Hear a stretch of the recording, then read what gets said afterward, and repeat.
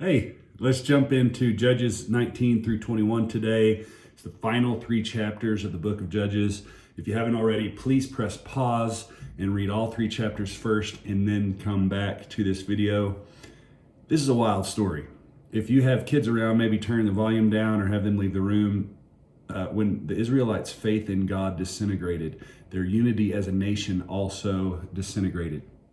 They could have taken complete possession of the land if they had obeyed God and trusted Him to keep His promises, but when they forgot Him, they lost their purpose.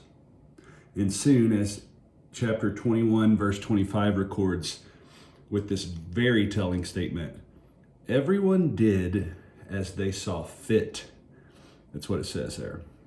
When they stopped letting God lead them, they became no better than the people around them. When they made laws for their own benefit, they set standards far below God's.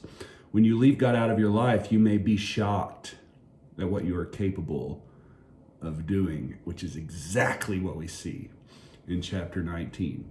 So speaking of chapter 19, let me recap this insanity. We have a Levite and his concubine. They show up to an old man's house. He allows them to stay. Some wicked men surround the house. They bang on the door and say, "Bring out the man who came into your house so we can have sex with him."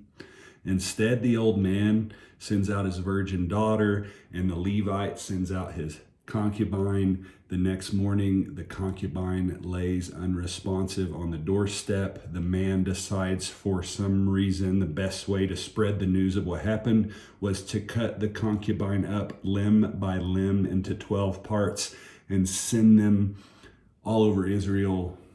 This is really hard to unpack, but I'll try. Nowhere is the unwritten law of hospitality stronger than in the Middle East. Protecting a guest at any cost ranked at the top of a man's code of honor, but here the hospitality turned into fanaticism. The rape and abuse of a daughter and companion was preferable to the possibility of a conflict between a guest and a neighbor. The 2 men were selfish. They didn't want to get hurt themselves.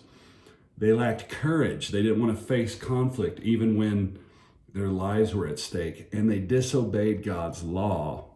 They allowed deliberate abuse and murder. This, my friends, is an extreme example of what happens when social protocol carries more authority than moral conviction. So, a big battle breaks out between Israel and the Benjaminites in chapter 20. Here's the thing. The effects of this horrible rape and murder should have never been felt outside the community where the crime happened. The local people should have brought the criminals to justice to correct the laxness that originally permitted the crime. Instead, first the town and then the entire tribe defended this wickedness, even going to war over it.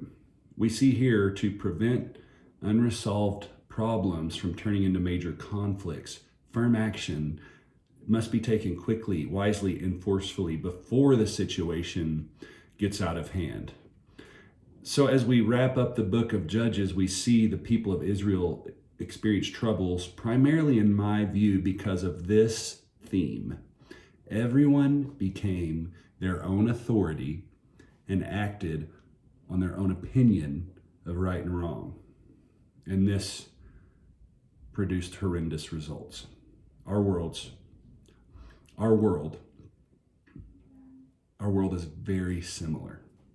Individuals, groups, and societies have made themselves the final authorities without reference to God, without reference to His will, without reference to His word. When people selfishly satisfy their personal desires at all costs, everyone eventually pays the price. Bottom line today, we need to be those who submit all our plans, all our desires, and all our motives to God. Have a great day. Peace be with you.